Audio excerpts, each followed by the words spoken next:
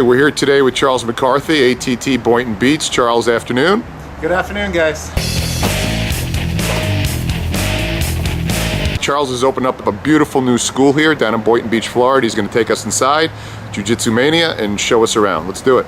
Thanks, guys. Welcome to my academy. We're at 1054 Gateway, right in Boynton Beach. Sensei Dieter Wolf is teaching class right now, so we'll get to spy in on it.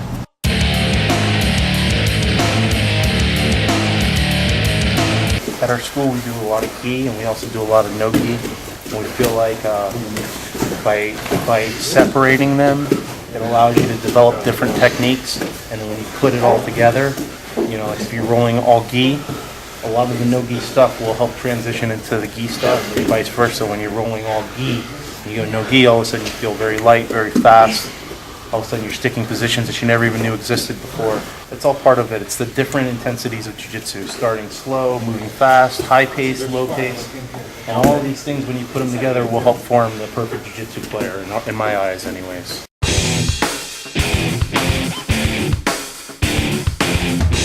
You'll see some of the medals here, stuff that our students have won. We've got some pictures on the wall from some of my past UFC fights. Charles, BJJ black belt, and this series is going to be covering, as a lot of the JiuJitsuMania are, guys who've made that transition from BJJ with a gi on to no gi. And Charles, four-time UFC vet, is going to show us today a couple positions that he's carried over to the cage and actually used and finished fights with. So Charles, what do you got for us?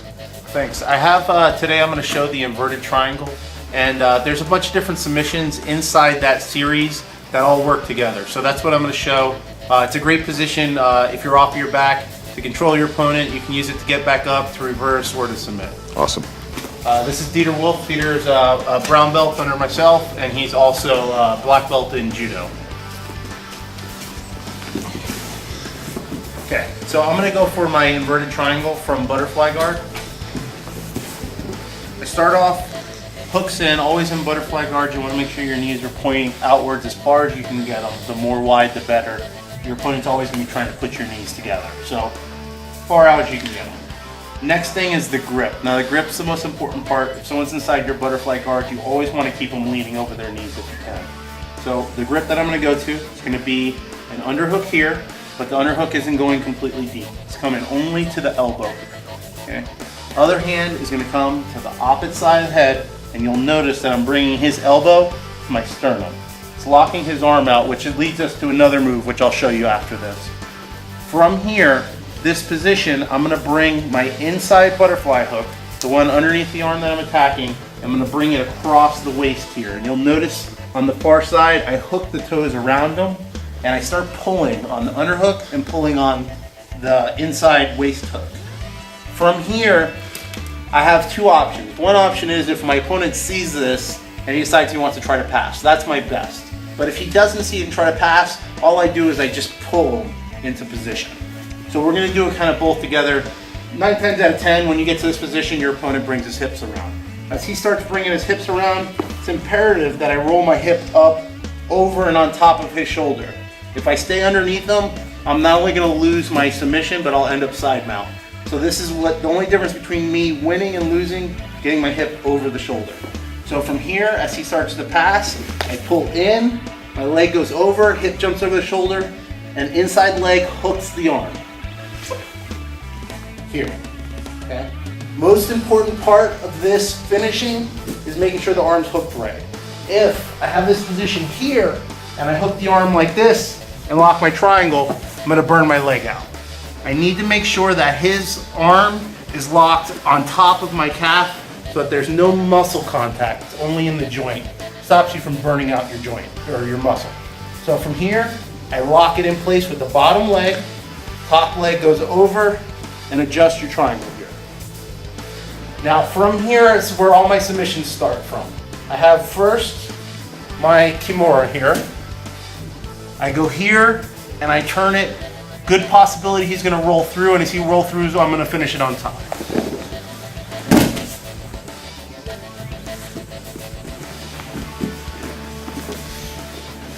Underhook, cross face. Make sure when I grab this that my elbow is clamped in. Elbow's clamped in. If this is up, he's just going to duck right through it. but I want to have my hands open. I don't want to do this from a closed grip, because that's what allows me to guide him. Here. Okay? So I have my Kimura. Now, second thing that I have is going to be a leg lock.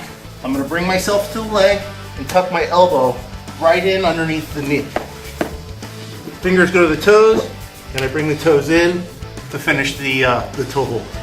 Very simple, very effective. So I have my toe hold, my Kimura, and now for the finish with the triangle, which is going to be the most effective, I'm going to post and reach for the hip. I'm going to come off of my elbow onto the hand. I'm going to balance all my weight on my hand and opposite side foot. And my hand that comes around the waist is going to come in on the inside of the thigh. The reason why I do it like that instead of just grabbing is because as I come over, his natural reaction is going to want to be to roll with it. Go ahead and roll over. There. Which I'll have my Kimura there, but I'd rather finish with this triangle. So to stop him from turning, this hook with the hand prevents that turn. From here, I jump from my hand and my foot and put both knees on the ground. It'll bring the arm across the throat. Now to finish, I'm going to grab around the waist, staying perfectly aligned to the spine, and I'm going to sprawl backwards into the throat. Doesn't take much, very effective. Okay, one more time. Underhook by the elbow, bring the elbow to your sternum. Cross face, elbow in tight, foot goes across and hooks. I'm going to pull, and swing around. Lock, make the adjustment, reach for the hip, post on the hand and the foot, hook the inner thigh as I jump to my knees, sprawl and choke. And there you have it, my inverted triangle for MMA or Jiu-Jitsu.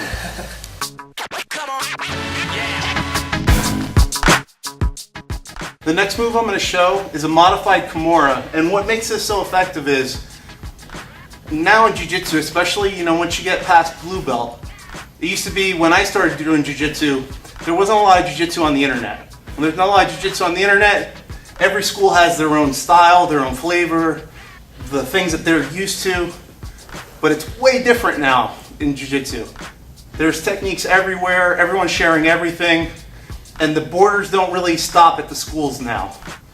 So what happens is you'll have guys going for a lot of submissions that everyone knows. You'll grab onto the arm, guy's going for an arm bar, pull the arm out. Grab onto my Kimura grip, swims his head in, he knows it's coming.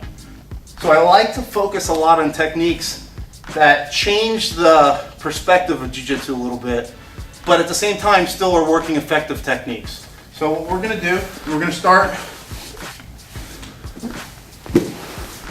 in guard. I'm going to hook the inside of the arm, grab the head.